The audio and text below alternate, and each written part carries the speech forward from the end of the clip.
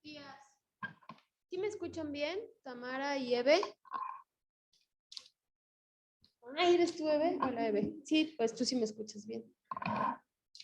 Tamara, ¿sí me escuchas bien? Si no puedes hablar, nada más ponme porfis en el chat, que ya vi que ya me pusiste aquí, pero... Ah, gracias. Bueno, pues faltan 2 minutos, pero ya tenemos quórum, entonces vamos a empezar, ¿les late? Bueno, buenos días a todas, chicas. La asignatura o el cuatrimestre que vamos a iniciar conmigo es calidad educativa 2. Eso quiere decir que ustedes ya tienen una previa de calidad educativa. Entre semana no había trabajado con pedagogía, entonces pues no nos conocemos. Somos nuevecitas de paquete, todas. Entonces, bueno, antes de empezar con la asignatura, pues vamos a conocer un poco acerca de la materia, qué es lo que hacemos el primer día, acerca de mí y también un poquito acerca de ustedes, ¿va? Yo aquí tengo en las listas de estudiantes.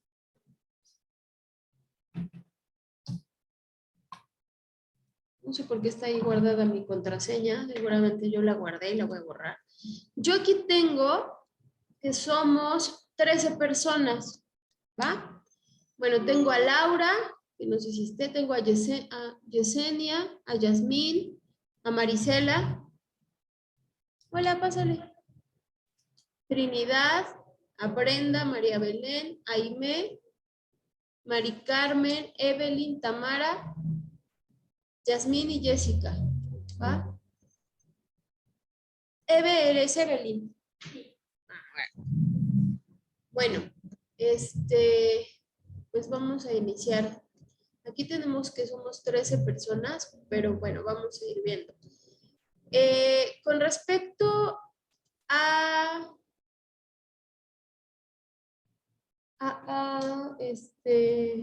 ya lo voy a cerrar, a la asignatura y pues un poquito a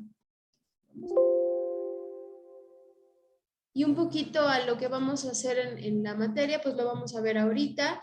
Como les decía, pues ustedes no me conocen, no me había tocado darles clase nunca antes, entonces pues me voy a presentar con ustedes rapidísimo. Les voy a presentar como los parámetros de evaluación que nosotros se nos solicitan y sí estoy compartiendo pantalla. Bueno, se ve un poco moradita la pantalla, pero sí se ve, ¿verdad? Bueno, mi nombre es Lourdes Alonso. Bueno, mi nombre completo es María de Lourdes Alonso Cerezo. Y pues estoy para servirles, para lo que ustedes gusten y para lo que les pueda ayudar. No me había tocado dar sesión de pedagogía entre semana desde hace mucho. Y bueno, ese teléfono que está ahí es mi teléfono de contacto. Por si alguna vez necesitan mandarme un mensaje o algo, ese es mi teléfono.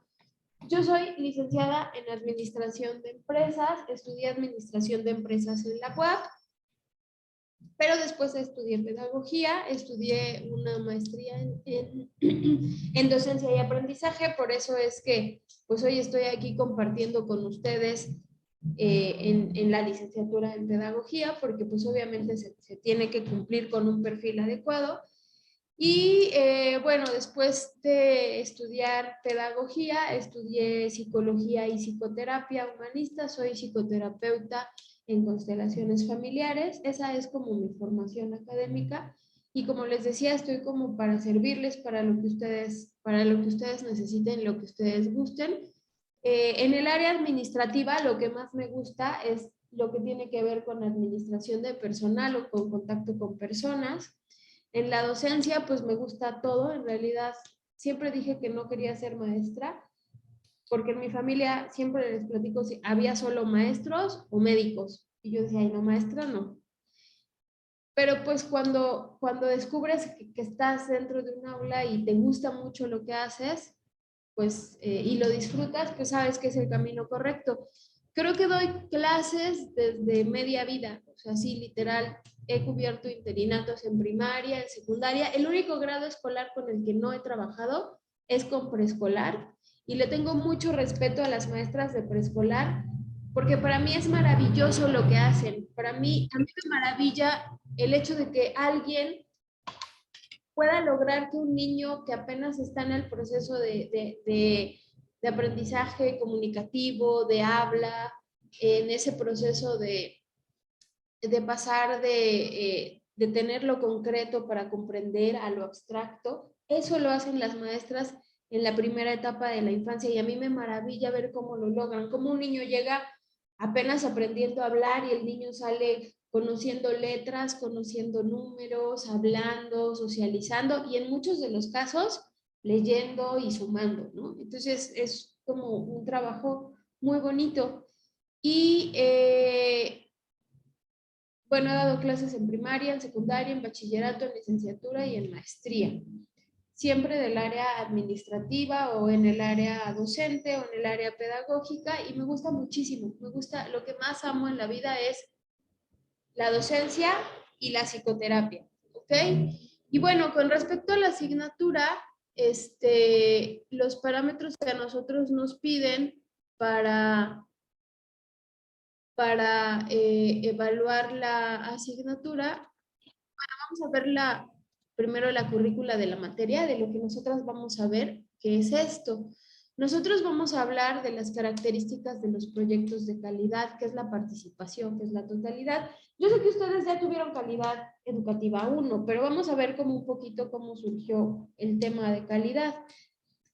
Para después ir viendo qué es el plan maestro, cuáles son las características de los proyectos de calidad. Es una materia muy teórica, pero yo espero hacerla muy ligera y que entre todas la hagamos muy ligera, ¿va? Vamos a ver también qué tiene que ver la calidad, por ejemplo, en las áreas académicas, en el área administrativa, en el área de servicios escolares, en el área de servicios comunitarios, qué es una estrategia, qué es un plan maestro, cuál es la participación institucional en cuanto a calidad, cómo se forman los líderes, los tipos de líderes, qué es un coordinador, cómo lidereas con los participantes y bueno, obviamente el seguimiento, la evaluación, la retroalimentación y los formatos, que es como parte del control. Esta parte es como del control. Y en cuanto a cómo vamos a evaluar la materia, pues estos son los parámetros de evaluación, ¿va? Si ustedes se dan cuenta, ahí vienen 2 exámenes. Yo nunca, no me gusta mucho poner exámenes, les pongo 2 cuestionarios de retroalimentación, pero yo me baso mucho en lo que nosotras construimos aquí en el salón. Me importan mucho los comentarios que ustedes hacen. El hecho de que digo, y el ser docente también es esa parte y cómo se ha transformado la docencia, en que yo no poseo todo el conocimiento, todo lo que está aquí arriba, pues sí lo conozco, pero ustedes también lo conocen. Si yo les pregunto, ustedes saben qué es eso. Además de que hoy vivimos en la era de la información y todo lo que yo les quiera decir, ustedes lo pueden googlear y pueden saberlo. Entonces, lo enriquecedor del proceso de enseñanza-aprendizaje es que yo no poseo todo el conocimiento, que ustedes también poseen ese mismo conocimiento y que nos vamos a nutrir entre todas, ¿va? Entonces, bueno, los criterios de evaluación son estos, son 2 parciales del 20%, presentaciones, trabajos y aportaciones valen otro 40% y el examen final vale otro 40%, ¿va? Por lo general también, por ejemplo, en las presentaciones y aportaciones, me gusta que cuando ya vamos avanzadas en los temas, ustedes elijan un tema o 2 temas que más les hayan gustado y los expliquen o hagan un mapa mental o hagan un collage o hagan un dibujo o hagan un mapa conceptual y lo platiquemos entre todas. Y bueno, todo esto junto, pues da un 100%. Obviamente se toma mucho en cuenta, como les decía, lo que nutrimos aquí, de lo que ustedes comentan. Las asistencias, bueno, yo les tengo que tomar lista, pero yo no pongo un porcentaje sobre asistencias porque sé que ustedes pueden ver la clase grabada. En cuanto a la tolerancia para entrar, pues hay una tolerancia de 8 a 8:15. Yo no tengo tema con eso. En cuanto ustedes lleguen a la hora que sea, ni siquiera pidan permiso para entrar, solo entren y en silencio y siéntense donde ustedes quieran. Igual para salir, si tienen que salir, solo a lo mejor sin interrumpir, de manera silenciosa, salgan y cuando regresen, igual, métanse nuevamente al salón y no pasa nada. Entonces, ahí no hay tema. A la hora que ustedes llegan, solo métanse y, bueno, sí tengo que pasar lista, pero, bueno, eso es como algo que tenemos que hacer, ¿no? El pasar lista. Pero no tomo en cuenta las asistencias como para evaluarlas. Igual tomo mucho en cuenta las participaciones, por eso quien está en línea, pues puede participar en el foro, ya hay un foro colocado, ¿va? Entonces, bueno, eso es como de la asignatura. Ahora, yo ya les dije quién soy, mi formación, pero yo no las conozco. ¿En qué cuatrimestre van, chicas? Noveno, ya van a salir. ¡Qué emoción! Eso está súper padre. Ya tenemos que festejar el 15. Ya todas somos maestras. ¡Qué padrísimo! Ya es su último cuatrimestre. ¡Ah, qué rico! Ese es como el que más cuesta, porque ya vas como arrastrando todo. Y dices, ¡oh, ya voy a acabar, ya voy a acabar!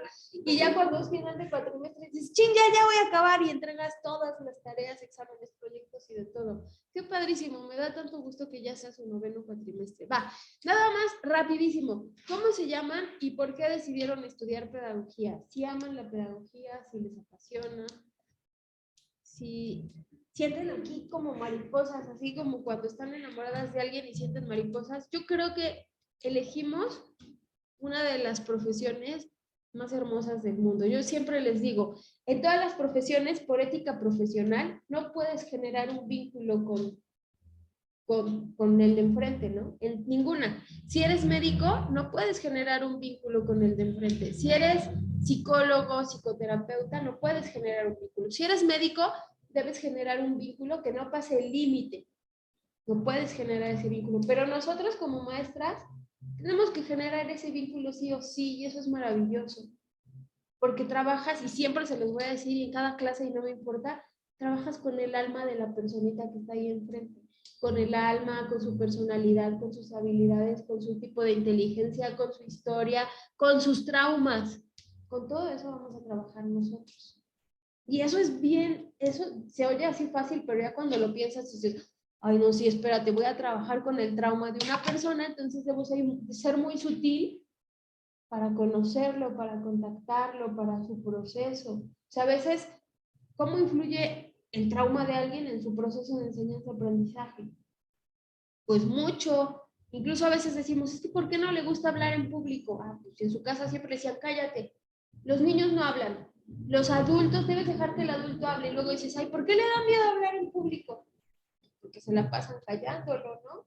Entonces, es tan bonito lo que hacemos que trabajamos con todo eso, trabajamos con el ser, con lo que es alguien. Ahora junta lo que es alguien en un salón con 13, más lo que eres tú, y todo lo que tienes que trabajar para poder aportarle a ellos algo bonito. Eso es súper importante. Entonces tenemos la profesión más bonita, y tal vez no tan bien pagada, pero es muy bonita. Y ya ahí depende de ti, de cómo te vayas moviendo para generar, para crecer, para aportar y para que de verdad sea algo más bonito. Tenemos la posibilidad de impactar en las personas, de que alguien ame. ¿Cuántos de ustedes aquí aman la docencia porque tuvieron una maestra y dijeron, "Ay, yo quiero estudiar pedagogía por esa maestra"?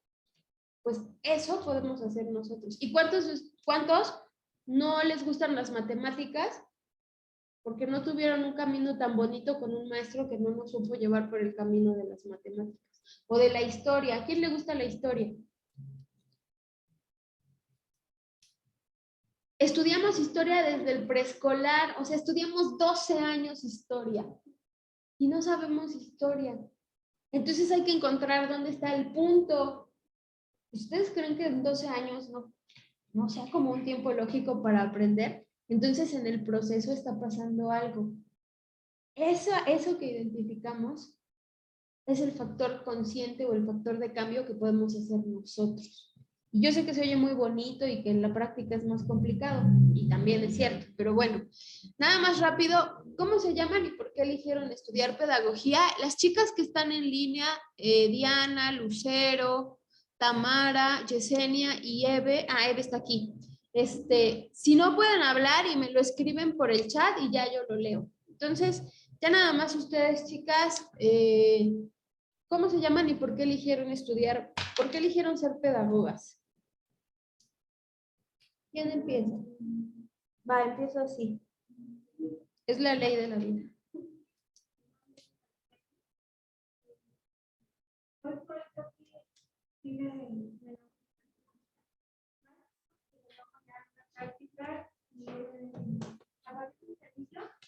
Te das dando cuenta cómo es el proceso, cómo puedes estudiar cada uno de los resultados.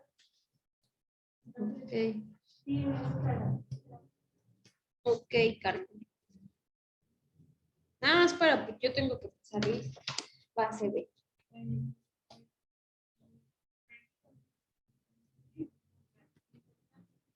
Ok.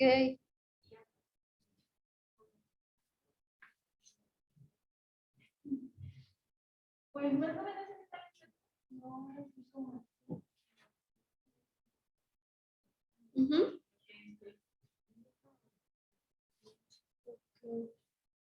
Metiche, pregunta Metiche, ¿cuál era tu primera opción de carrera? ¿Psicología? Es que le aumentes, no sé por qué.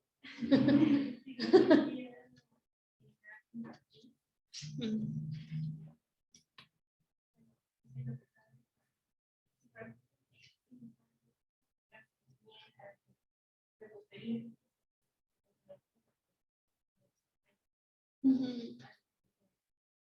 No importa, cuando descubras que la psicología y lo que estudiaste son lo mismo y cuando te profesionalices en la psicología, vas a ser una bomba, porque la psicología y la pedagogía juntas te potencializan como no te imaginas.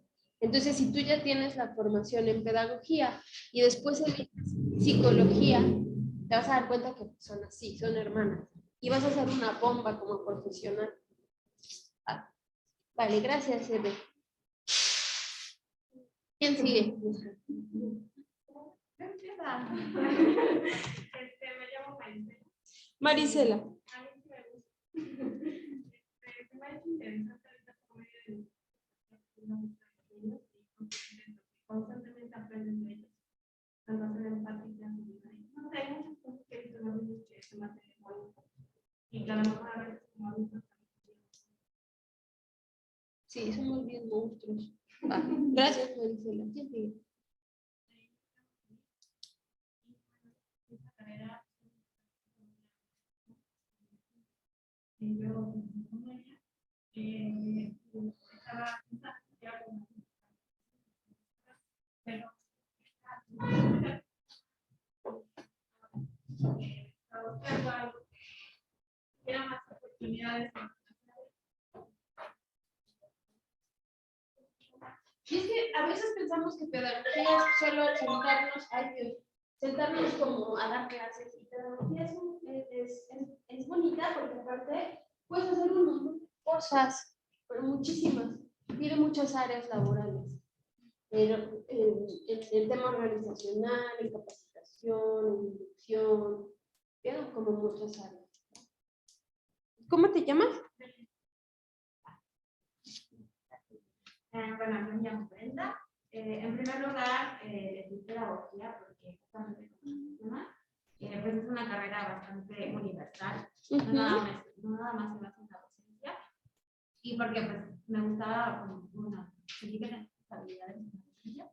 Entonces, como no estaba decidida en un nivel específico, me fui por pedagogía porque puedo elegir desde el básico hasta el superior y otras áreas muy externas. Y pues actualmente, por medio del servicio y toda la experiencia que me ha dado a lo largo de la carrera, me he enamorado mucho de la docencia en específico, porque siento que más allá de ayudar a los alumnos a que adquieran aprendizaje, estamos ayudándolos a formarse por sí mismos, a crear su propia personalidad y en base a eso ir formándose y aprendiendo a lograr aprendizaje y de igual manera aprendiendo a encontrarse ellos mismos y formarse de otra manera. Ay, qué padre. Pues es muy bonita la pedagogía, van a ver. Dice, mi nombre es Lucero Trinidad y quise estudiar pedagogía porque sé que puedo llegar a trascender en la vida de muchos niños por mi forma de enseñar y de igual manera hacer que ellos tengan el deseo de estudiar. Diana, porque me gusta ver cómo su curiosidad los motiva a aprender e incluso el impacto que pueden tener en uno, debido a que en ocasiones te contagian esa curiosidad. Gracias, Lucero, y gracias, Diana. Tamara, me llamo Cintia Tamara y yo escogí pedagogía porque desde chiquita mi juego favorito era jugar a ser maestra y actualmente ya estoy cumpliendo ese sueño. Gracias, Tamara. Yesenia, decidí estudiar pedagogía ya que me gusta convivir con los niños. Muchas gracias, chicas. Pues la verdad es que sí es una bonita formación. A mí me gusta mucho. A mí me pasó algo parecido a lo que le pasó a Eve. Cuando yo salí de la prepa, hice mi examen de admisión, a mí me dijeron, pues de esas tres yo solo te pago administración. Entonces dije, pues a darle, ¿no? Entonces pues ya terminé administración. Lo que más, o sea, sí me gusta, porque creo que parte importante del ser humano es formarte como un ser resiliente y como encontrar en todo lo que haces algo que te guste y que te motive. Entonces sí me gustó, sí me gusta mucho la administración. Me gusta mucho, por ejemplo, proceso administrativo, administración de personal, mercadotecnia, es muy bonito. Pero cuando yo estudié docencia y aprendizaje, la verdad es que me motivó porque estaba trabajando en una escuela de educación especial y dije, no, pues yo no puedo llegar como al borras, ¿no? Y menos cuando son personitas con discapacidad. Y entonces fue que entré a estudiar la maestría y pues, descubrí que me gustó mucho porque lo que yo quería estudiar era psicología.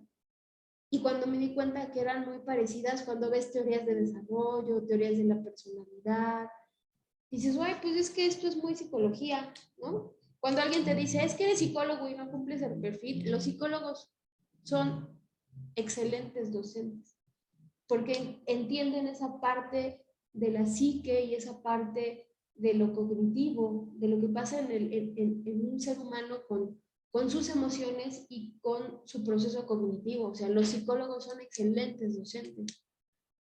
Y bueno, ya después, por un proceso personal, que empecé a estudiar psicología y empecé a estudiar psicoterapia sistémica y me di cuenta que me fortaleció mucho en el área docente. Porque les repito, son como primas, o sea, ves muchas cosas y muchos autores que en psicología también los ves, o sea, ves Piaget, ves Vygotsky, ves Freud, en psicología ves también desarrollo humano, cómo funciona la mente, en psicología ves muchas cosas que ves en pedagogía, entonces te das cuenta que son primas hermanas y me gustó mucho. Y bueno, sea lo que sea por lo que ustedes hayan elegido estudiar pedagogía, todo lo que los forme y los nutre, tómenlo. A mí lo que me sucedió fue que después, cuando pude estudiar lo que yo quise, dije, bueno, con permiso, ahora me toca lo que yo quiero. Y entonces ya estudié psicoterapia. Y bueno, pues en cuanto a la asignatura y a calidad educativa, lo que nosotros vamos a ver este cuatrimestre, pues ya se los compartí un poquito. Yo sé que ustedes ya llevaron una calidad educativa 1, ¿no? Porque si la lógica no me falla, pues si esta es la 2, ustedes ya tienen un preámbulo. ¿Cómo surgió la calidad, chicas? Hoy nos toca hora y media, ¿verdad?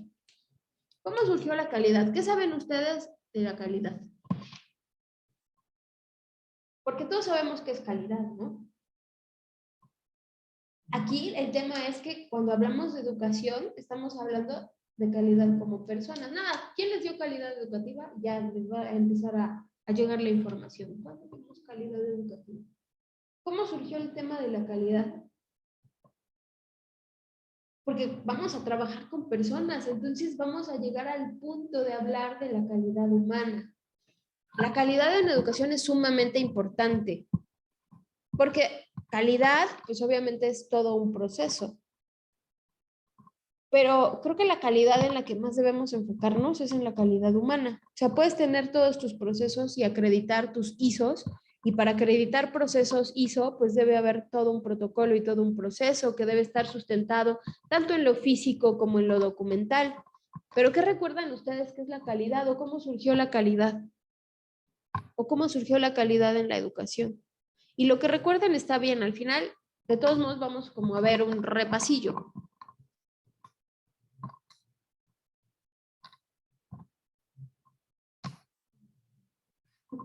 Pues, siento que la calidad surge a partir de esa necesidad de satisfacer ciertos elementos que se tienen dentro de cualquier tipo de ámbito. Basándonos un poquito más en lo educativo, pues sería como cumplir o tener en cuenta diferentes aspectos que rodean el logro de, por ejemplo, objetivos, que todo lo que le rodea a las acciones que se realizan en aula o inclusive por parte del docente, de los alumnos, del personal administrativo, de las instalaciones, que todo esto esté, digamos, en buenas condiciones, ayudará a que se logre de cierta manera una calidad educativa. Ok, es correcto. Todo lo que dices es verdad. Curiosamente, la calidad no surgió como un tema educativo. La calidad, si nosotros nos vamos a los orígenes de calidad, vamos a ver que es netamente administrativo. Y cómo se fue metiendo al tema de la educación. Si ustedes pudieran definir la palabra calidad, y lo pueden googlear, pueden buscar su teléfono, ¿qué es calidad? Obviamente, la calidad en la educación no fue algo que inició como con el proceso. Si nosotros nos vamos a buscar y nos ponemos a investigar, ay, ¿cómo surgió la calidad educativa? Nos vamos a dar cuenta de que la educación estaba antes de que llegara la calidad educativa. Y obviamente, ¿por qué se dio el momento de decir, necesitamos dar educación de calidad? Pues obviamente porque había muchos cabos sueltos. Pero si ustedes pudieran definir la palabra calidad, ¿cómo la definirían?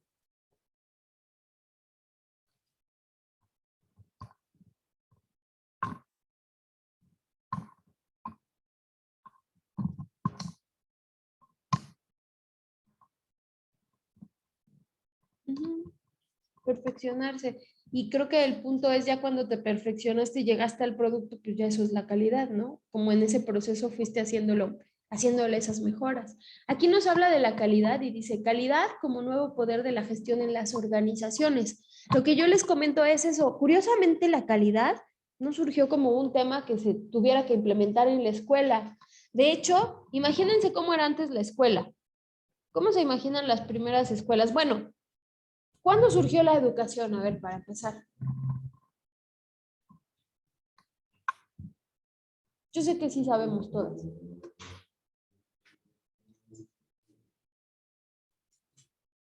Ay, perdón, Jessie, me faltó Jessie de decir. Mi nombre es Jessie, decidí estudiar pedagogía porque desde que estaba en la secundaria me gustaba esta carrera, además de que me gusta mucho convivir con los niños. Sí, convivir con los niños es padre.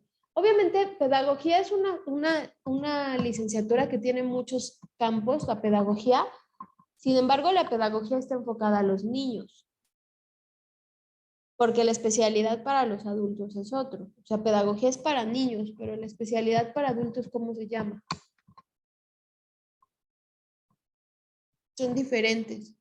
El proceso sucede igual, más lento en los adultos, ustedes creen, más espontáneo en los niños. Pero la pedagogía es para los niños. O sea, quien diga, es que sí tiene mucho campo de acción, mucho campo de trabajo, es verdad. La pedagogía es para niños. ¿Y la de adultos cómo se llama? La de adultos se llama andragogía. Y son diferentes. El proceso sucede igual. De hecho, el proceso sucede, como les decía, más rápido, más ágil y más espontáneo en los niños. Si nosotros pudiéramos ver el cerebro de un niño cuando aprende, sobre todo de los 3 a los 5 años, yo me imagino el cerebro de un niño como un arbolito de Navidad. Porque, ¿cómo se dan los procesos de aprendizaje? ¿O cómo se da el proceso cognitivo? Se da por algo que se llama sinapsis. ¿Qué es la sinapsis, chicas? Lo pueden googlear todo, búsquenlo ahí. ¿Qué es la sinapsis? La sinapsis es eso que pasa con mis neuronas cuando están aprendiendo y se estrella una con la otra. Y se da el choque eléctrico. Ajá. Es como conectar ideas. Y literal, en nuestro cerebro sucede el choque eléctrico. Pero saben que en los niños sucede con más velocidad y con más frecuencia. Y en nosotros los adultos, pues ya. Por eso vamos como en esa curva, ¿no? Cuando eres chiquito así sucede. Cuando vas en la edad adulta empieza a bajar. Si no mantienes tu cerebro ocupado, por eso se da el deterioro cognitivo. Entonces, por eso les preguntaba, bueno, les comentaba, ¿no? La pedagogía es el área especializada para niños y sí tiene mucho campo, pero el área especializada para adultos es andragogía. Es decir, nosotros aquí, ¿qué estamos haciendo? ¿Pedagogía o andragogía? Pues sí somos adultos, ¿no? Y obviamente los procesos en los adultos son muy similares, pero sí tienen algunas diferencias. Yo digo que la diferencia un poco nada más es que le cambiaron el nombre, porque el proceso sucede igual, pero es lo que yo creo, ¿no? Obviamente sí tiene sus particularidades y sí, la andragogía es la ciencia que se encarga del estudio, del proceso de aprendizaje en los adultos. Pero bueno, regresando a lo nuestro, ¿cuándo surgió la educación, chicas? ¿Cuándo se imaginan ustedes que surgió la educación? Cuando vieron ahí por ahí pedagogía 1 y les dijeron, la pedagogía surgió.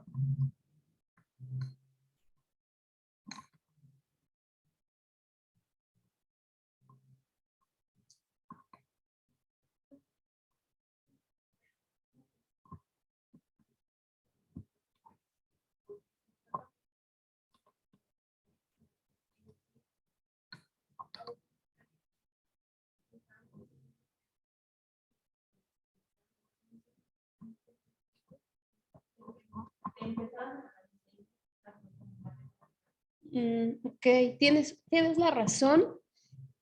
Sí, la pedagogía como tal empezó a surgir cuando las civilizaciones se empezaron a establecer y empezaron a darse cuenta que podían enriquecerse en literatura, en filosofía, en arte, en astrología, pero, y eso se los comenté ayer a mis chicas de pedagogía, ¿saben que hay un error cuando dicen que el oficio más antiguo del mundo es otro que no vamos a mencionar? El oficio más antiguo del mundo es la pedagogía, es la enseñanza. Los seres humanos enseñamos desde que somos humanos, desde que somos cavernícolas enseñamos. Es algo inherente a nosotros. Por eso cuando alguien les diga, ¿qué te dedicas a la profesión más antigua del mundo? Que no es esa que están pensando, es la enseñanza. Enseñamos desde que somos cavernícolas, desde que alguien aprendió a crear fuego y entonces alguien más lo observó y se dio el proceso de aprendizaje y el proceso de enseñanza. Y alguien más le enseñó a los demás de su tribu que el fuego te servía para calentar tu cueva o para empezar a cocinar. Y entonces ahí también surgió ese proceso que Eve nos decía, ¿no? Que también quería estudiar gastronomía. La gastronomía también es súper antigua. Cuando el hombre descubre el fuego y descubre que sometiendo al fuego puede cambiar el sabor de lo que come, empieza esa historia. Pero la enseñanza empieza desde que somos cavernícolas y luego con el proceso de ser nómadas a ser sedentarios, cuando se dan cuenta que hay estaciones del año y que hay una época del año en la que puedes poner semillas en la tierra, pero hay otra época del año en la que esas semillas dan un fruto. Y entonces ahí empecé a ver que de lo que yo sembraba salía un árbol y de ese árbol salían manzanas. Pero también empecé a ver que el señor de allí no tenía manzanas, tenía peras. Y entonces yo le dije, oye, yo tengo estas, pero tú tienes esas que a mí me gustan, te cambio unas. Y empezó el comercio. Y entonces empezó el trueque. Y entonces también eso es enseñanza. Y la enseñanza empezó cuando los seres humanos, o desde el origen del ser humano, y cuando nos hicimos sedentarios. Y ya después, como dice Eve, hay muchas culturas, como los griegos, como los Mesopotamia, ya nos vamos más adelante, incluso ella mencionaba antes de Cristo, después de Cristo, cuando ya hubo culturas establecidas y se dieron cuenta y empezaron a estudiar matemáticas, arquitectura, empezaron a estudiar astronomía. Yo ayer les decía a mis chicas en clase, a mí me maravilla cómo es que hay culturas que no tenían contacto una con otra. Y dense cuenta cómo lo que enseñaban era lo mismo, a los hombres a ser guerreros y a las mujeres a la crianza. ¿Y cómo es que existe eso si no tenían contacto? No decían, oye, ¿cómo enseñas? ¿Cómo enseñaban allá en Grecia? ¿No? Pues no existía nada. Y sin embargo era igual. La educación era solo para unos cuantos. la educación era solo para los ricos, educaban en teología, en un credo, y te estaba dividido entre estos van a ser guerreros y estos van a ser de la realeza y las mujeres a la crianza. ¿Y cómo le hacían? ¿Cómo es que sucedía eso si no había ese punto de comunicación? Ni geográfico tampoco. Al otro lado del mundo enseñaban de una manera muy similar y le daban mucho valor a la astrología, a observar cómo sucedían los días. A mí eso me llama muchísimo la atención de, ay, es chistoso, ¿no? Y a lo mejor no es chistoso. No sé cómo sucedía, pero así sucedía en muchas civilizaciones. Entonces, la educación está presente en nuestras vidas desde que somos cavernícolas y desde antes, o sea, desde que el hombre es hombre y empezó a ver que necesitaba cubrirse del frío y le quitaba la piel a un animal y con eso se tapaba. Y alguien observó que lo hacía y entonces hacía lo mismo y se empezaron a enseñar. Y obviamente en las cuevas, las pinturas rupestres son vestigios de que queremos que los demás sepan qué pasa con nosotros. Eso es inherente a nosotros. Es un proceso natural. Todos enseñamos por naturaleza. ¿Quién les enseñó a hablar? Nuestros padres. Lo hacemos por naturaleza. El proceso es natural en nosotros. Claro que hay quien sabe, y porque la enseñanza es un arte. No todos pueden enseñar, no a todos les gusta, y también está bien que no a todos les guste. Y obviamente ese proceso ha estado siempre, solo que no ha habido calidad en todo el proceso. La calidad ya empezó pues mucho después, siglos después, muchos siglos después. La calidad empezó como un tema que se daba más en las organizaciones, no en la educación. Por eso dice ahí, importancia de la calidad en las organizaciones. ¿Qué es lo que se busca con la calidad? Bueno,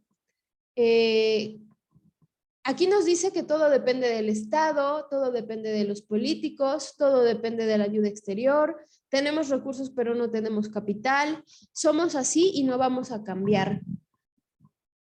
¿Qué les refleja esta diapositiva? De una personita diciendo, todo depende del Estado, todo depende del gobierno, todo depende de los políticos, todo depende de lo que venga de fuera.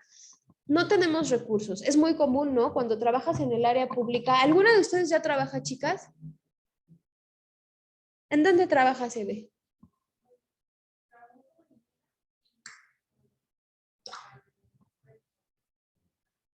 Ajá.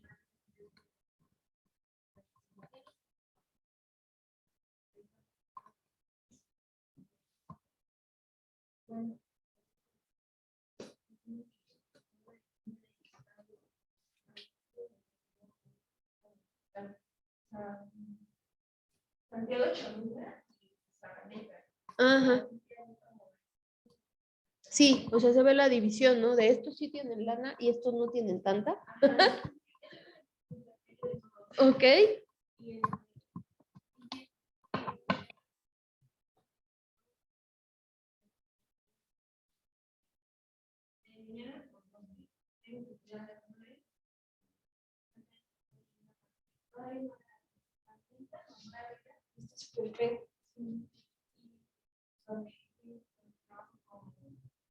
Auxiliar de los niños.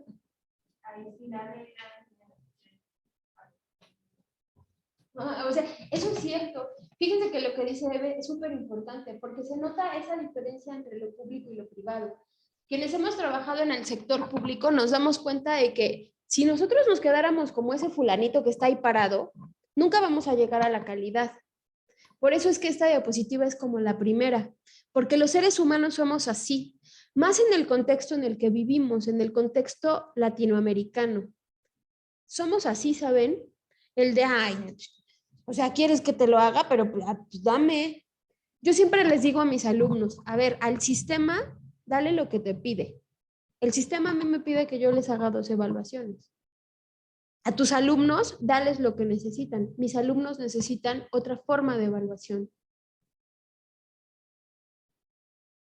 Entonces siempre al sistema hay que darle lo que nos pide y a nuestros alumnos hay que darle lo que necesitan. Si nosotros nos quedáramos en ese, así como ese fulanito que dice, no, Cuando trabajas en el área pública es de, oye, necesitas entregarme tu plan de trabajo. Dame hojas. Es que si no me das hojas, no como, todo quieren. Pero hay que entender que en el contexto en el que vivimos, desde nuestro buen lugar, hay que hacer lo que nos toca.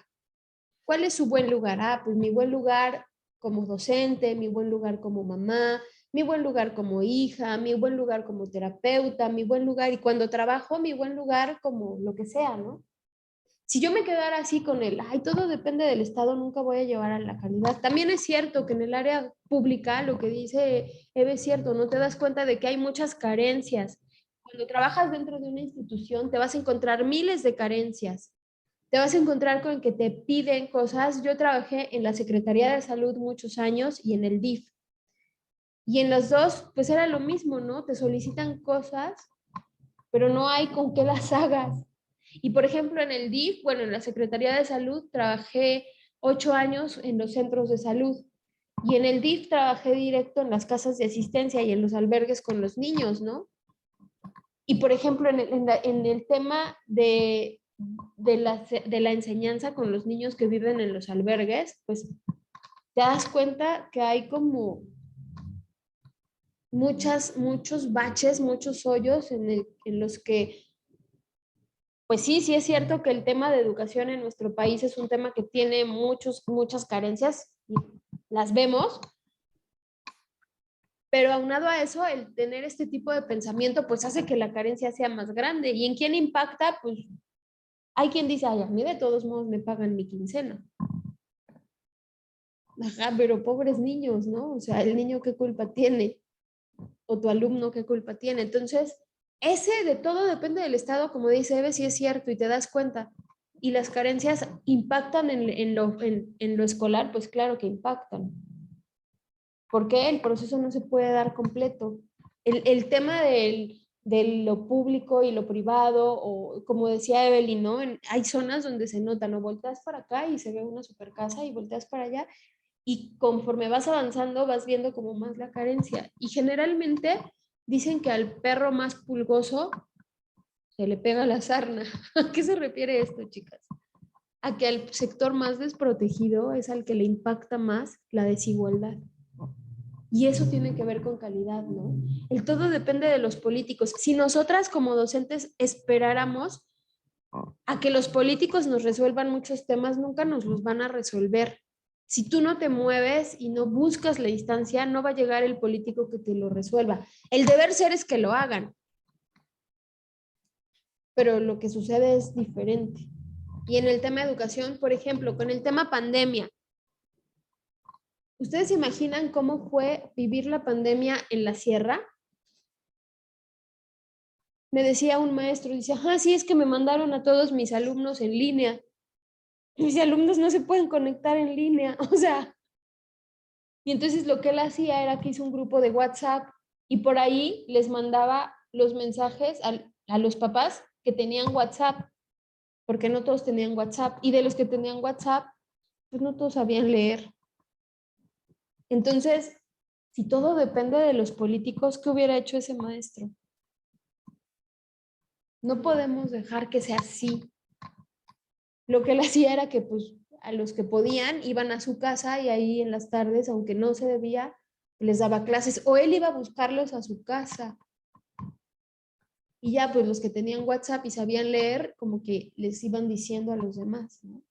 Pero lo que pasó con la pandemia nos hizo voltear a mirar más la desigualdad, porque sí existe, y existe desigualdad en cuanto a equidad de género, desigualdad en cuanto a situación geográfica, política, cultural, económica, ¿va? Pero si todo se lo dejamos a los políticos, pues obviamente, no, pues nos va a llevar pifas, ¿no? Dependemos de la ayuda del exterior. Si ese maestro se hubiera esperado a que llegara alguien del exterior a ponerle la antena de internet para que todos sus, pues nunca, ¿no? Tenemos recursos, pero no tenemos capital. Ese es típico, ¿no? Que lo que les digo, ay, me tienes que entregar un informe, deme hojas. Y si tú te esperas a que te den las hojas, pues no, nunca vas a entregar tu informe. O con los niños en las escuelas o en DIF, a mí me tocó, ¿no? Ay, sí, les tienes que entregarnos tu planeación y tienes que trabajar con los niños. Para empezar, las personas que están con los niños no tienen perfil docente. Y entonces dices, ¿y cómo van? O sea, los niños salen a la escuela, pero en pandemia, pues ¿cómo iban a salir los niños a la escuela? Y las personas que se encargan del área de tutoría no tienen perfil docente. Entonces te decían, no, pues tienes que entregarnos tu planeación. Ajá, y pues sí, les entrego mi planeación, pero pues en base a qué trabajamos con CEP, trabajamos nosotros solos. Ah, no, pues sí es que vienen unas maestras de la CEP, pero ahorita no vienen. Ok, y luego, entonces si tú te quedas esperando a que llegue alguien, pues no, nunca la vas a hacer. Y obviamente hacías tu planeación y luego, ay, ¿y luego con qué trabajo con los niños? O sea, sí, o sea, obviamente los proveen de material, pero no es suficiente. Y es un tema no solo ahí, sino en muchas secretarías. Entonces, en base a esto, si nosotros nos ponemos a analizar, ¿existe calidad educativa en nuestro país? Pues no. ¿Quién me ayuda con esta diapositiva? O sea, cómo interpretarla. ¿Qué quiere decir para ustedes? ¿Sí como la ven?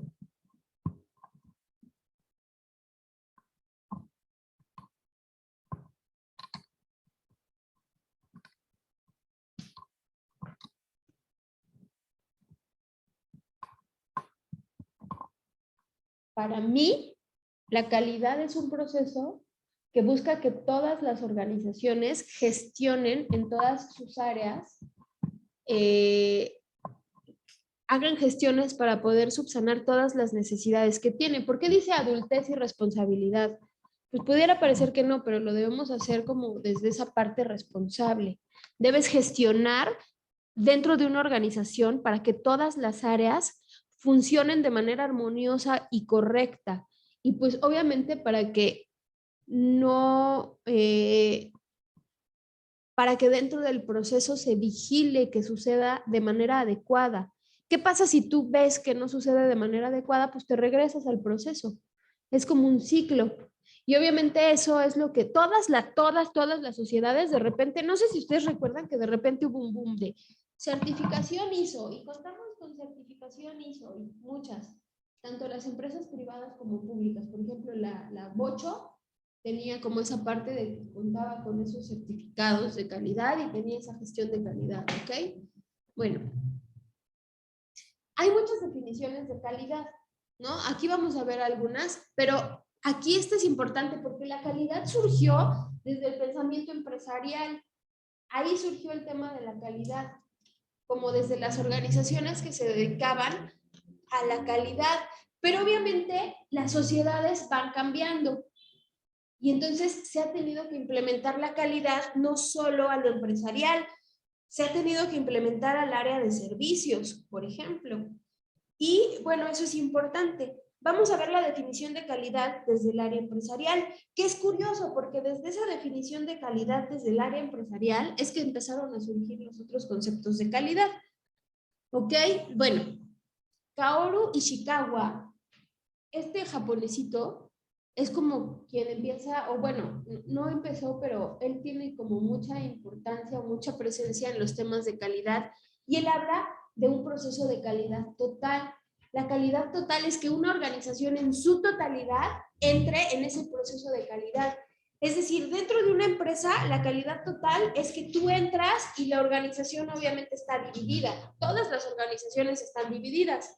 Entras a una organización y obviamente aquí, por ejemplo, en la uni, cuando ustedes vinieron a pedir informes, ¿quién las recibió? ¿Carlita? ¿Carlita? Bueno, Carlita se encarga de un área. El concepto de calidad total es que el área de Carlita se vincule con el área administrativa y con el área de control escolar y con el área de sistemas y con el área de pedagogía y que todas son una esferita, pero que todas juntas deben lograr la calidad total. Este señor, bueno, desarrolló las teorías y los principios y las técnicas de calidad total. Él le dieron un premio en la Sociedad Americana de Control de Calidad por ahí de 1982, que fue cuando se empezó a tener impacto, a tener como más, a escuchar más acerca de la calidad. ¿Quiénes empezaron con esto de la calidad? Pues los japoneses, los orientales, que son como muy meticulosos. son como muy rígidos y muy cuadrados. Incluso hay uno que se llama el de las 5 S, y ese lo implementan en las organizaciones tanto gubernamentales como privadas. Y lo que hacen es que esas 5 S, que los vamos a buscar para que veamos qué significa cada S, porque si yo les dijera que las tengo todas aquí, no las tengo todas aquí, pero es como hacer todo a tiempo, no mantener tu lugar de trabajo siempre limpio, una vez que terminas de utilizar algo, limpiarlo en ese mismo momento, es decir, todo hacerlo en el momento. Pero él empezó con este concepto de la calidad y le dieron este premio. Dice aquí que desde 1975 él fue visionario en los temas de calidad. ¿Cómo son los orientales, los japoneses, los coreanos en temas de calidad? Son muy rigurosos. ¿Ustedes han visto a la chingua amiga? ¿Conocen a la chingua amiga? ¿Todas conocen a la chingua amiga? ¿Qué dice ella de por qué salió de su país?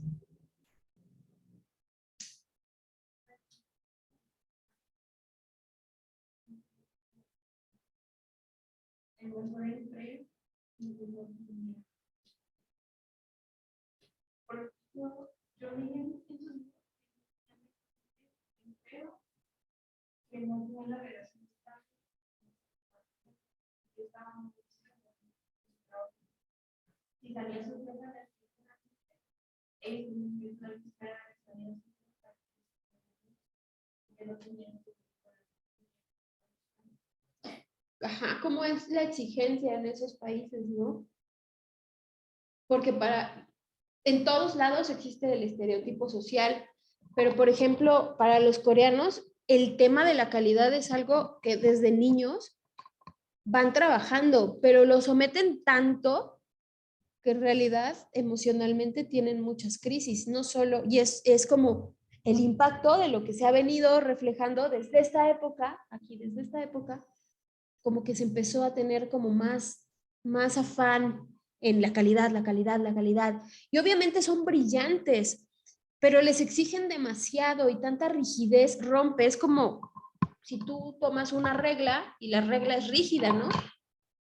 Y tú tratas de flexionarla, tanta rigidez rompe.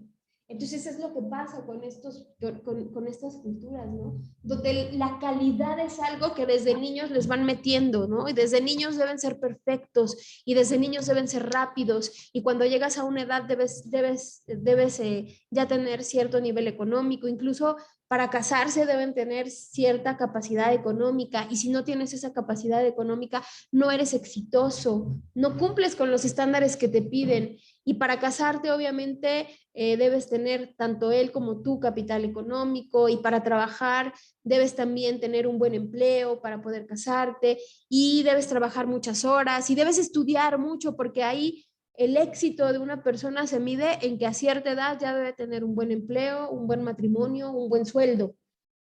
Y entonces les exigen tanto que de verdad viven de manera muy rígida.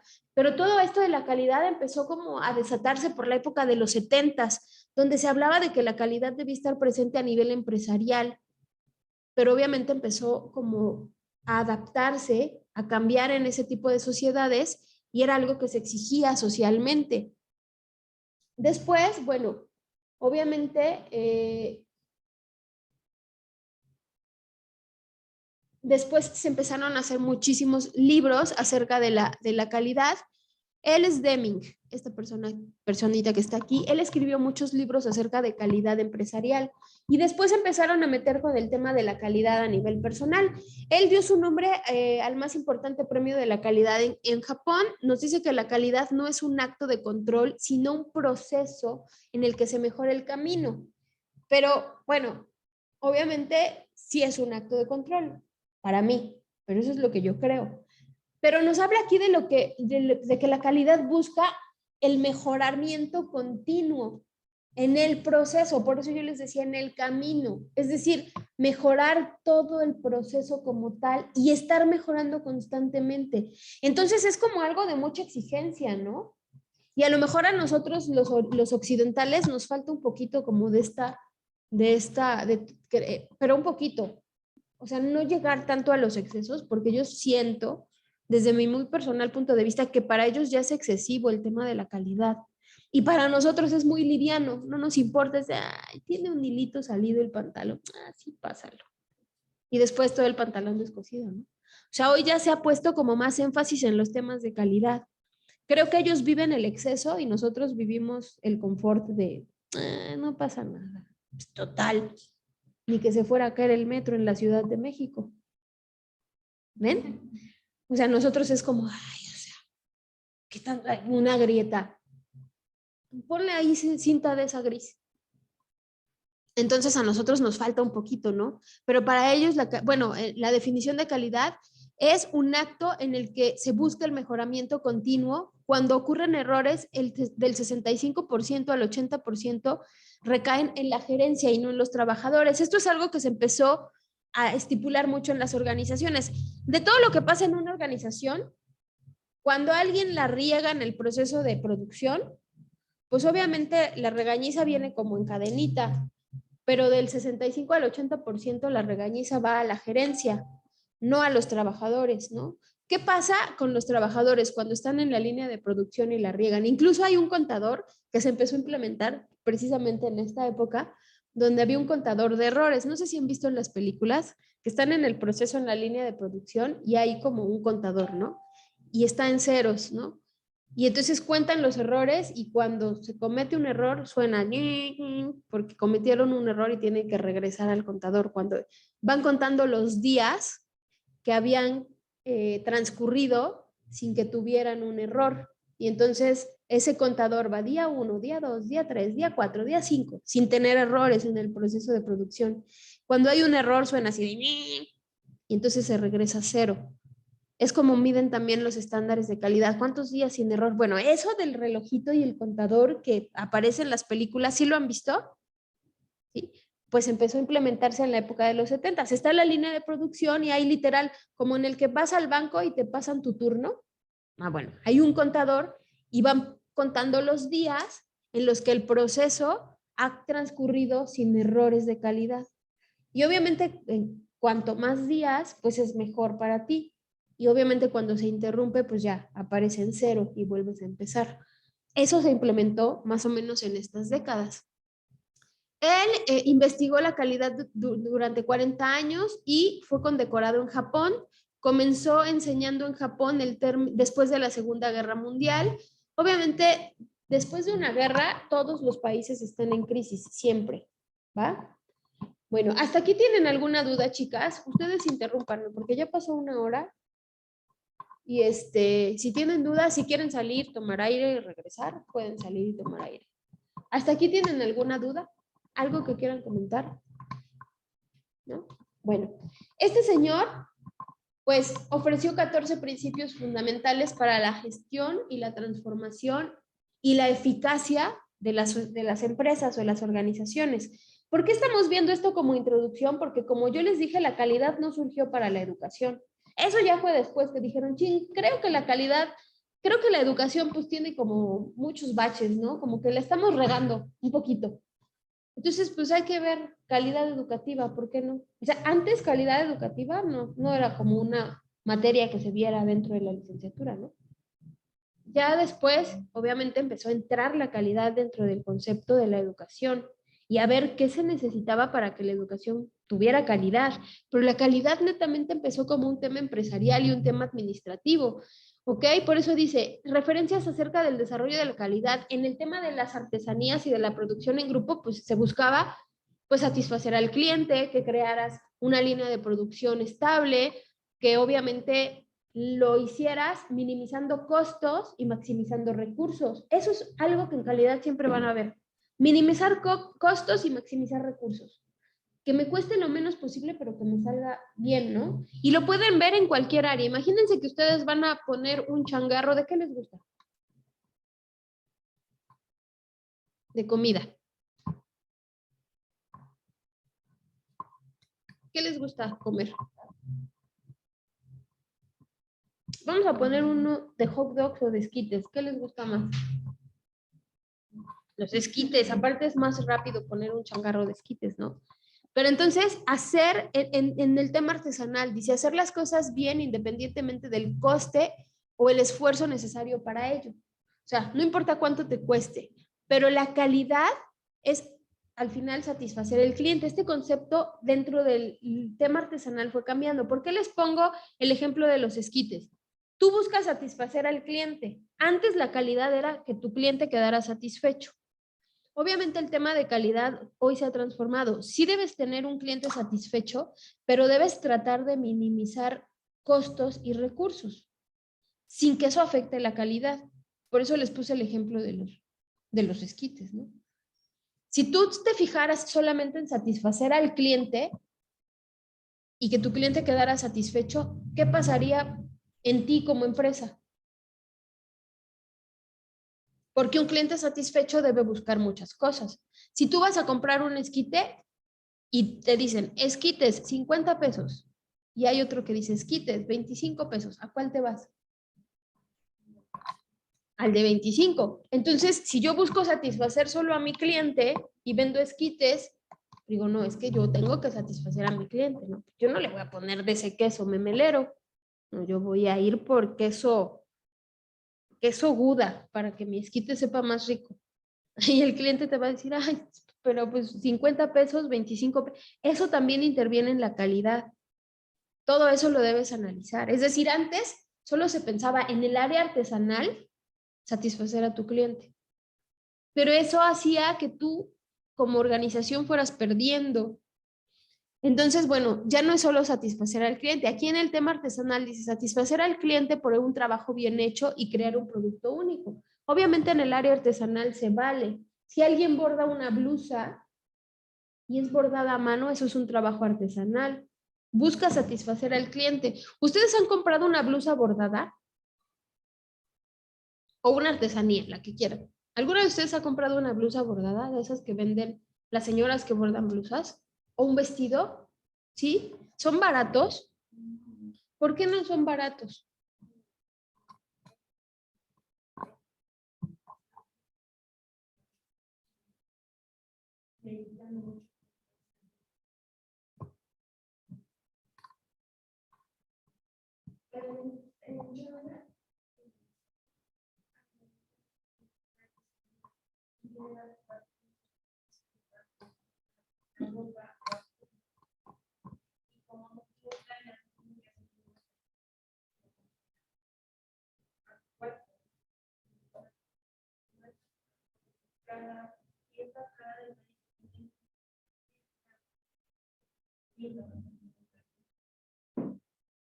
Y es que en eso radica lo artesanal, por eso dice aquí crear un producto único. Por eso cuando tú sabes que es un trabajo artesanal, sabes que estás apostando porque está hecho con las manos de alguien, con el esmero, con el bordado. Y eso encarece el producto, pero sabes lo que estás comprando.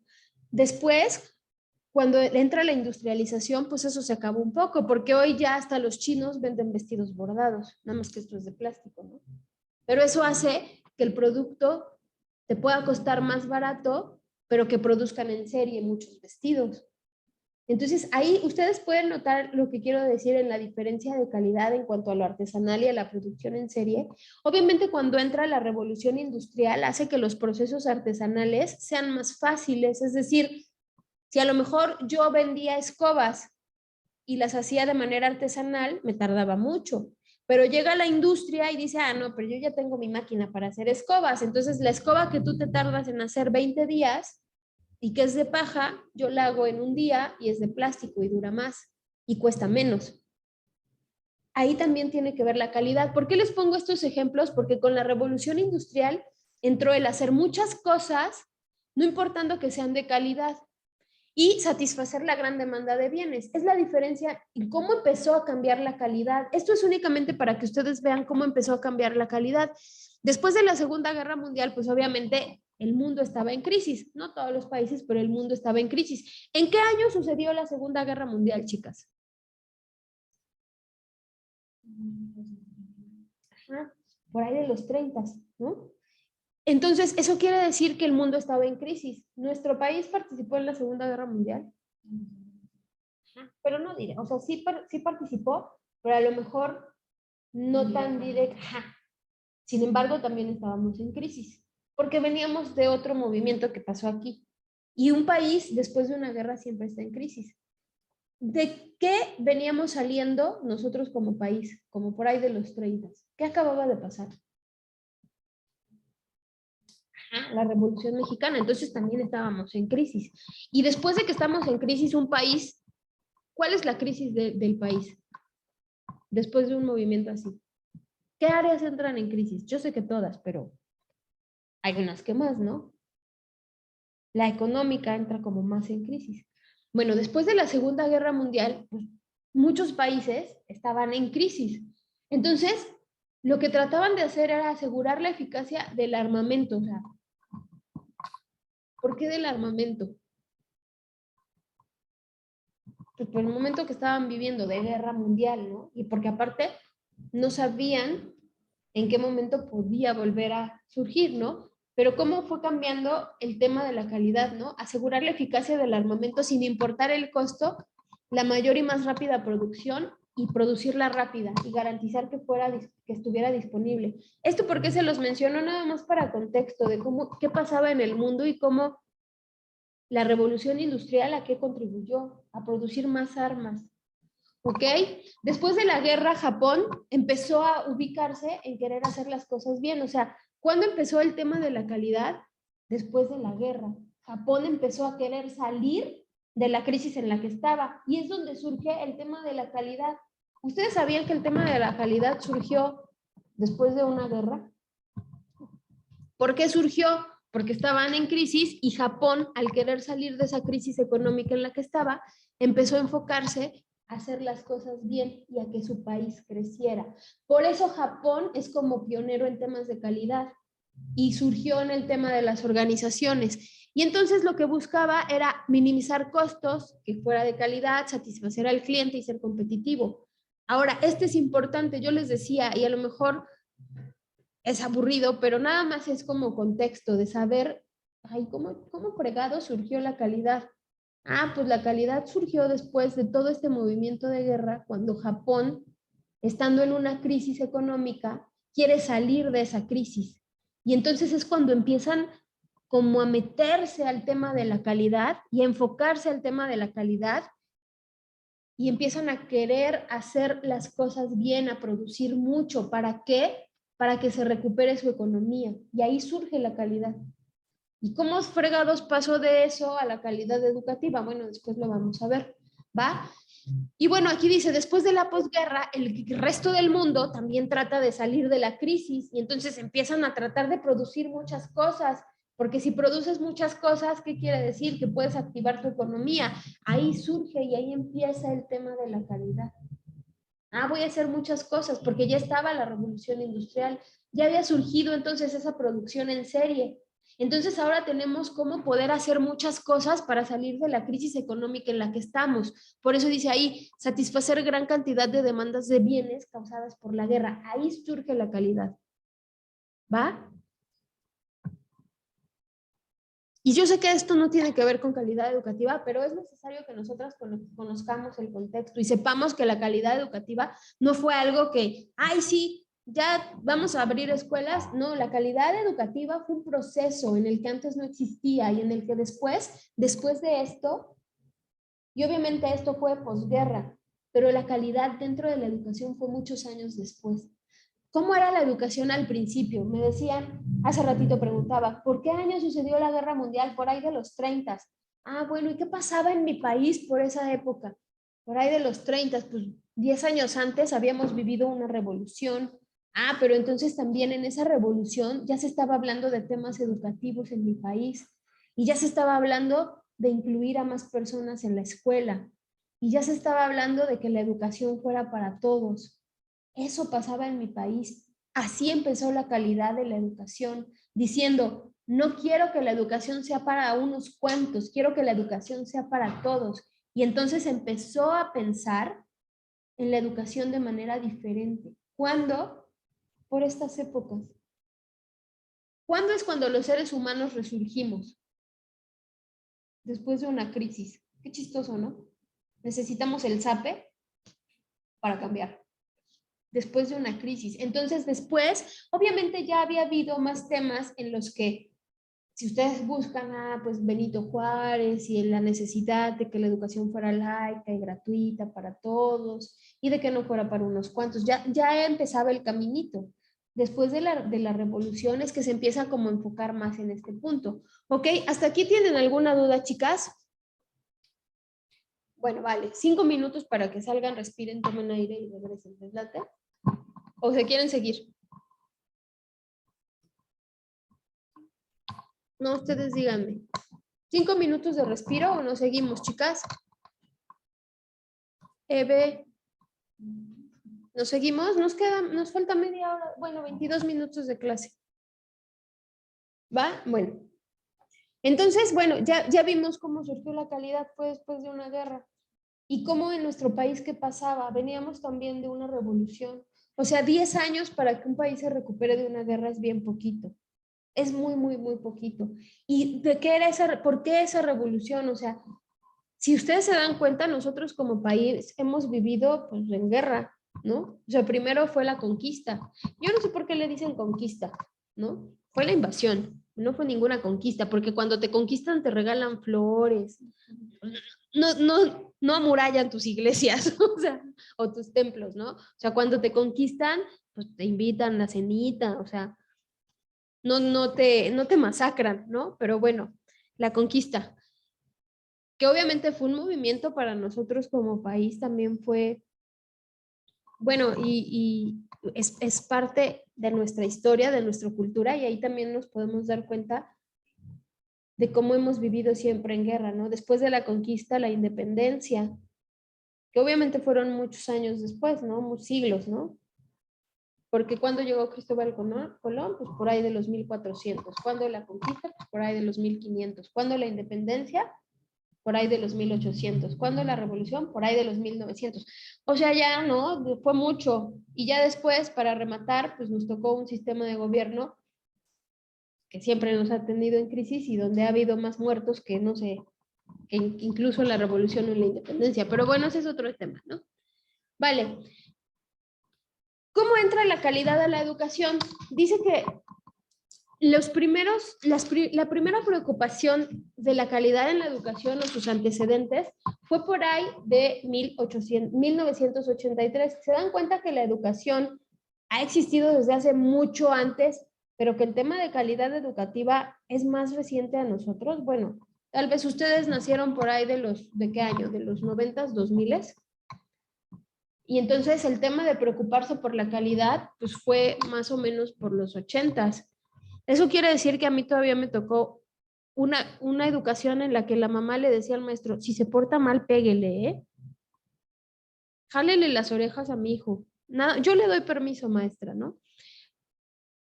Nos tocó una formación en la que se pensaba que la educación o que el juego era pecado. Y entonces los niños no podían jugar porque estaban siendo pecadores. Nos tocó una educación que tuvo mucho que ver con la iglesia. ¿Cómo era la educación antes, chicas? ¿Cómo saben ustedes qué era la educación antes? Para empezar, ¿por qué es importante? A mí no me importa que sepamos historia con fechas exactas, sino que sepamos procesos, ¿no? Que sepamos el tema de la conquista, que sepamos el tema de cómo se nos metió una religión a fuerza, cómo, y literal a fuerza, ¿no? O sea, cómo se te metió ese temor a Dios y cómo eso entró a los salones. ¿Y quiénes tenían acceso a la educación? ¿Quiénes tenían acceso a la educación, chicos? Los nobles y los hijos de españoles, ¿mande? Los privilegiados, los españoles, los hijos de españoles, la nobleza y los demás que, o sea, yo alguna vez les pregunté a mis alumnos, ¿en qué época les hubiera gustado vivir? Y yo siempre decía, en la colonia, por los vestidos. Ya después dije, no, madres, en la colonia no. Imagínate si me hubiera tocado la suerte de ser de la realeza, pues si mi vida hubiera estado bonita. Pero si no, me hubiera tocado ser a lo mejor criolla y a lo mejor ser como la esclava de alguien, ¿no? Y no hubiera podido ir a la escuela y ni siquiera me hubiera podido bañar con agua caliente, ¿no? Entonces ya lo pienso bien, digo, no me hubiera gustado vivir en la colonia. O sea, es como mucho el romantizar lo que vemos en las películas, pero la vida en esa época no era bonita, ¿no? ¿De dónde viene el que te griten aguas cuando te va a pasar algo? Sin aguas.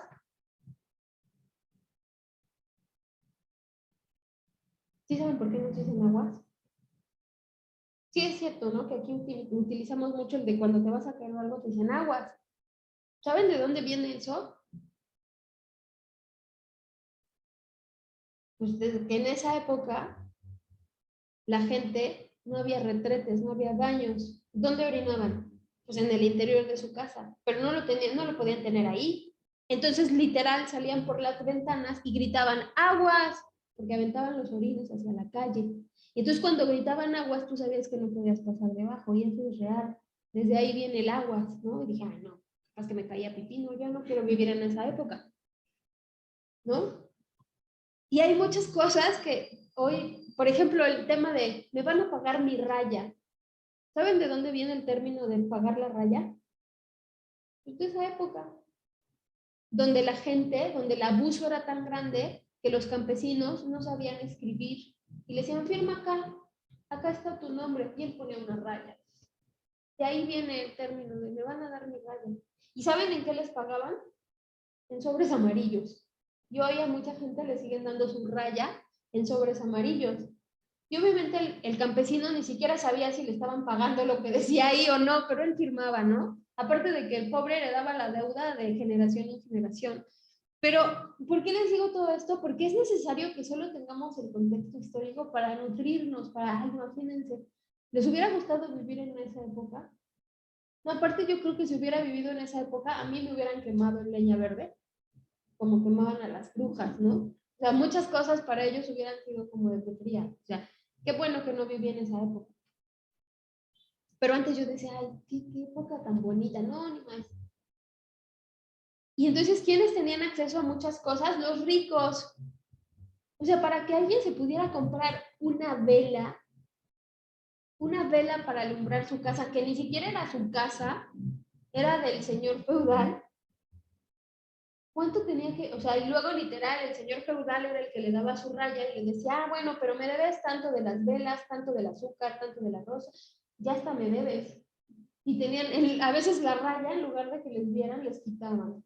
Y ya les debían de la otra raya. Y así se la pasaban trabajando y trabajando para eso. Pero en realidad, ¿cómo era la educación al principio? Era con miedo, era con un tema muy adoctrinado, porque obviamente, ¿quiénes nos enseñaban? ¿Quién? Los españoles, pero ¿quiénes eran los que daban clases? Los sacerdotes. Y entonces en los salones, pues obviamente, ¿cómo eran los salones? Hagan de cuenta así como está aquí en penumbras, pues así. Y había como muchos temas religiosos, pero había mucho el temor por el pecado y que los niños jugaran era pecado. Entonces el juego se empezó a ver como algo lúdico por ahí de estas décadas. Antes el juego era pecaminoso. Y empezó como este antecedente de la calidad en la educación en Estados Unidos, por ahí de 1983, cuando se da un informe de la Comisión Nacional de Excelencia en la Educación, y en este informe decía que el estado actual de la educación en Estados Unidos ponía en peligro la competitividad e integración de la sociedad norteamericana. Eso se expresaba aquí. ¿A qué se refiere esto? Poner en peligro la competitividad. Siempre la educación estuvo pensada para que el pueblo estuviera al servicio del Estado. Es decir, vamos a educarlos a todos para que me sirvan, para que produzcan. Incluso nosotros, al ser como vecinos de Estados Unidos, pues somos como los obreros de Estados Unidos. O sea, es feo decirlo, pero muchas veces no se piensa que nuestro país pueda tener potencial tan grande que tiene, sino que solo seamos los obreros del país de arriba. Incluso mucho tiempo también se puso mucho énfasis en formarnos en carreras técnicas, pero tiene una razón lógica de ser. O sea, antes se daba mucho, no sé, a lo mejor con sus papás o con sus abuelos, de, ay, es que soy técnica en administración, técnica en secretariado, técnica en contabilidad. pero tiene una razón lógica de ser. Veníamos históricamente de una crisis y obviamente lo que querían hacer era que la gente saliera a trabajar rápido. Y entonces tú salías de la secundaria y entrabas a la técnica, en lo que tú quisieras. Incluso los maestros salían de la secundaria y entraban a la normal. ¿Qué pasaba? Que tú entrabas a la secundaria técnica o a la técnica, a lo mejor a los 15 años, y salías a los 16, 17, 18 años y empezabas a trabajar. ¿Por qué se pensó así? Porque se necesitaba que el país se activara económicamente y generara dinero. Después eso tuvo otras consecuencias, porque la gente se estaba jubilando muy joven. A los 40 años ya estaban jubilados y ahora le tocaba al gobierno pagar esas pensiones. Pero bueno, estratégicamente se pensó en la formación técnica para que tuviéramos mano de obra muy pronto y empezaran a trabajar y generaran dinero, que fue por estas épocas. Y entonces generabas dinero, pero pues siempre hemos sido pensados como esas hormiguitas que van a generar el dinero al de arriba. Pero bueno, en 1984 los norteamericanos y la Organización para la Cooperación de Desarrollo Económico, que hoy es la OCDE, y nosotros oímos mucho mencionar a la OCDE, y en la OCDE México está en el número ahí, ni siquiera existe ese número, estamos abajo de ese, ¿no? Pero ahí en 1984 la OCDE tuvieron una reunión con todos los ministros de educación y fue entonces que se empezaron a plantear que la educación tenía muchas carencias en este año. Y entonces fue cuando empezaron a intercambiar ese tema y hablar acerca de la calidad en la educación básica como una prioridad. ¿Por qué? ¿Por qué les saco muchos temas como de historia que a lo mejor les aburren? Si se aburren, me van diciendo, ¿va? Pero ¿por qué hablan de la educación básica? Imagínense que nosotros veníamos de un país en el que solo tenían acceso a la educación la clase privilegiada. Eso que generaba que solo muy pocos pudieran generar dinero en un nivel más arriba, porque la mayoría de la gente que creen no sabía leer y no sabía escribir. Y si tú no sabías leer y no sabías escribir, tu acceso a un trabajo que te generara mayor ingreso era limitado. Entonces empiezan a preocupar porque la educación básica sea obligatoria. ¿Para qué? Para que haya más dinero. O sea, al final es eso. La gente no sabía leer y escribir. El grado más alto de las personas era a lo mejor la primaria, o sea, la mayoría de las personas no sabían leer ni escribir. Los que sabían leer y escribir, pues no llegaban más que a tercero o cuarto de primaria. Y los que llegaban a una licenciatura eran muy contaditos. Eso, ¿qué generaba a nivel dinero en un país?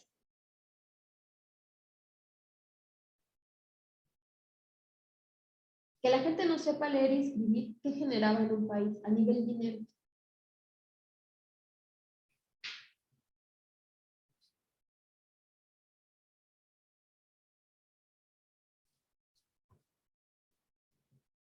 Pues hay dos perspectivas, ¿no? Por un lado, las personas que no sabían leer ni escribir, pues que no generaran o que no desarrollaran una buena calidad de vida para ellos. Y en el caso ya de las empresas a las que les pagan personas, pues en lugar de perder, ganaban y eso hace que generaran riqueza. Claro, eso es lo que pasaba, que muy poquitos tenían mucha lana y muchos vivían en la pobreza porque los explotaban, porque veníamos de una crisis y entonces veníamos como acostumbrados. La gente decía, no, pues entre sobrevivir e ir a la escuela, ¿qué prefieren? Pues sobrevivir. Veníamos de una cultura donde siempre habíamos estado sometidos, donde la clase privilegiada era muy chiquita, pero tenía mucho dinero y la mayoría vivíamos explotados, no teníamos acceso a la educación, vivíamos para servirles a los de arriba y obviamente la educación te da algo que no querían que tuviéramos, te da razonamiento crítico, te da pensamiento crítico. Y entre más educación tuvieran, pues más pensamiento crítico se desarrollaba. Por eso cuando hay quien dice, dale pan y circo al pueblo, ¿no? Que es una frase de quién, ¿sí saben esa de quién es? Pan y circo al pueblo. Es de Nicolás Maquiavelo. Entonces, si tú le das pan y circo al pueblo, pues lo puedes mantener ahí sin ir a la escuela. Que sepan leer y escribir, ¿para qué? Tú darles que existen chupacabras, van a estar felices. Pan y circo al pueblo, pero les era conveniente que no supieran leer y escribir. Pero en determinado momento dijeron, a ver, no, si la mayoría de mi población no sabe leer y escribir, no voy a generar dinero porque van a estar generando muy poco ingreso económico y va a haber una muy poca cantidad de personas que estén generando ese ingreso económico. Entonces es cuando en la OCDE, por ahí de los 80, empiezan a preocuparse por la educación básica, es decir, esa educación que te haga saber leer y escribir, por lo menos. Antes la educación básica era primaria. Que por lo menos supieras leer y escribir. Fue como los primeros indicios de las estrategias de la calidad en la educación. Y es así como empieza a hablarse de calidad educativa. Pero se dan cuenta cómo a lo mejor pudiera parecer que ¿en qué tenía que ver todo eso que vimos de la guerra mundial y la calidad en la educación? Pues sí tiene que ver. Porque es como empieza y cómo los demás países empiezan a preocupar por la calidad de la educación. Un país que se preocupa por darle a la educación lo que necesita y lo que merece, es un país que potencialmente a futuro va a crecer. Pero en nuestro país, ¿qué creen? Eso no pasa. De hecho, por eso hay muchas fugas de cerebros, ¿no?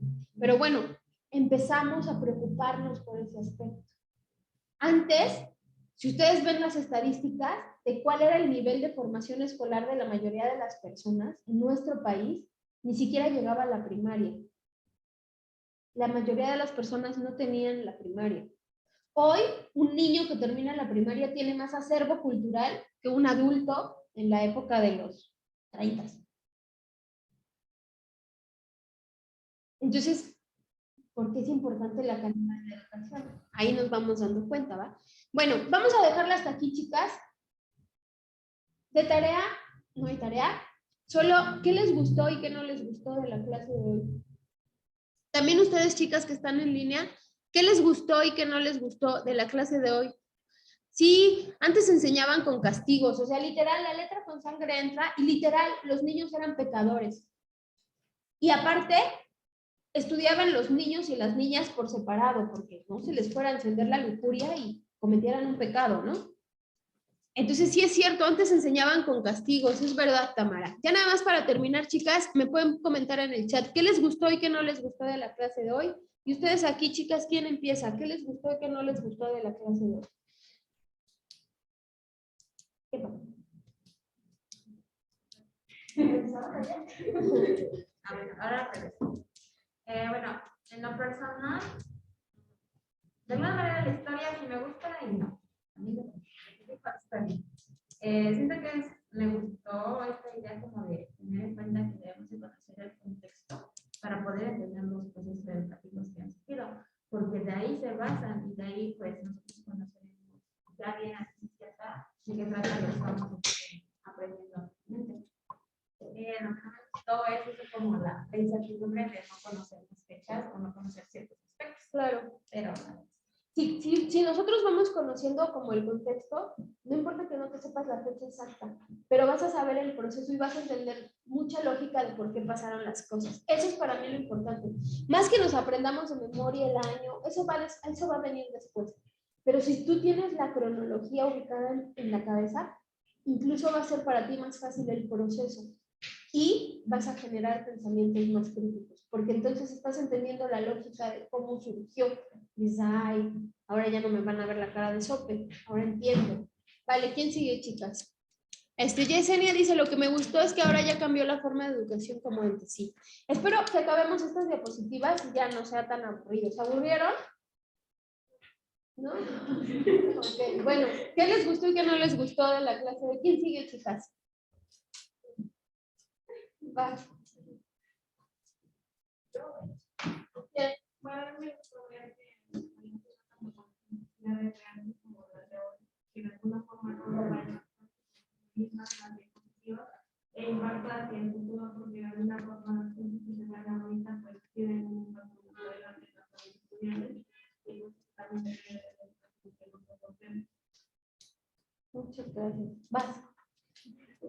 O si no les gustó, también me pueden decir, no me gustó que dura hora y media.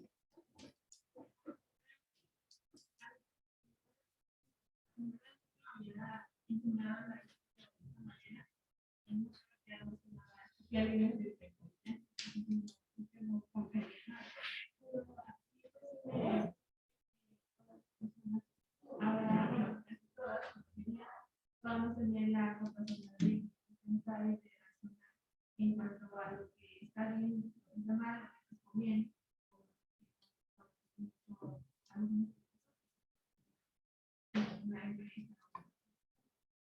Muchas gracias. Va. ¿Quién sigue? ¿Eve?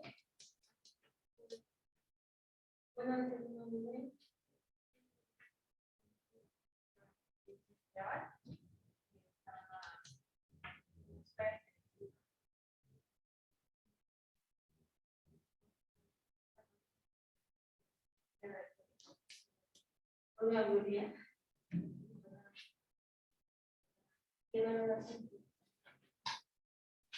Gracias, Eve.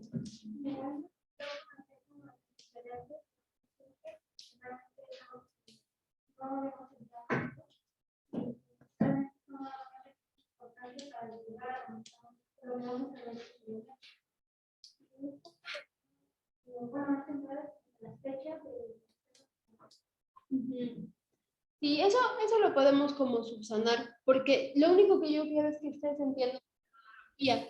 Yo les decía, ¿cuántos años hemos estudiado historia y no sabemos historia?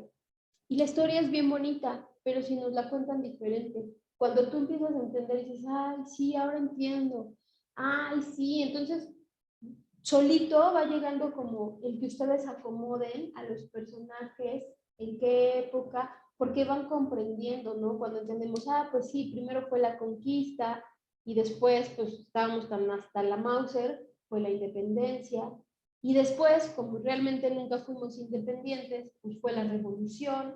Entonces, cuando empezamos a ubicarlo y dices, ay, la historia no es tan gacha, la historia es bonita, que se sepan el año de memoria no importa, que se sepan el contexto sí importa, porque entonces entiendes por qué pasaron las cosas. Y ya solito lo demás va a llegar por añadidura. Vas a decir, ah, sí, por la conquista, pues por los 1500. Ah, pues sí, la independencia, ah, pues por los 1800. No importa que no te sepas el año exacto, importa que sepas qué pasaba. Y no solamente aquí, ¿no? ¿Qué pasaba en el mundo? O sea, ay, sí, en el mundo terminaba la guerra mundial y nosotros veníamos de la revolución, y también estábamos en crisis, ¿no? Pero va. Bueno, muchas gracias, chicas. De las chicas que están en línea, si alguien... creo que aquí me puso... no, ya. Nada más Tamara. Lo que me gustó es que ahora ya cambió la forma de educación de cómo era antes. Tamara, a mí me gustó cómo explicó la historia sobre la calidad educativa, ya que en el anterior curso no vimos a fondo la historia. Muchas gracias, chicas.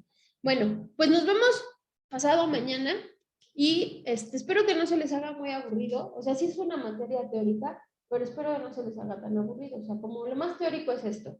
Ya lo demás va a ser como más dinámico, no vamos a ver mucha historia, solo esta clase, porque era importante que viéramos cómo surgió la calidad educativa. Digo, no me sirve de nada llegar a dar calidad educativa 2, suponiendo que está todo claro en calidad educativa 1, ¿no? Por eso fue que es este preámbulo. Pero nos vemos en la siguiente clase, chicas. ¿Y quién dice? Diana, de manera personal no me gusta la historia, sin embargo, la explicación que dio sobre cómo la calidad fue surgiendo me llamó la atención, ya que la explicación de los sucesos fueron cortos pero concretos. Muchas gracias, Diana. Pues nos vemos pasado mañana, chicas, y sean felices. ¿Va? Cuídense mucho.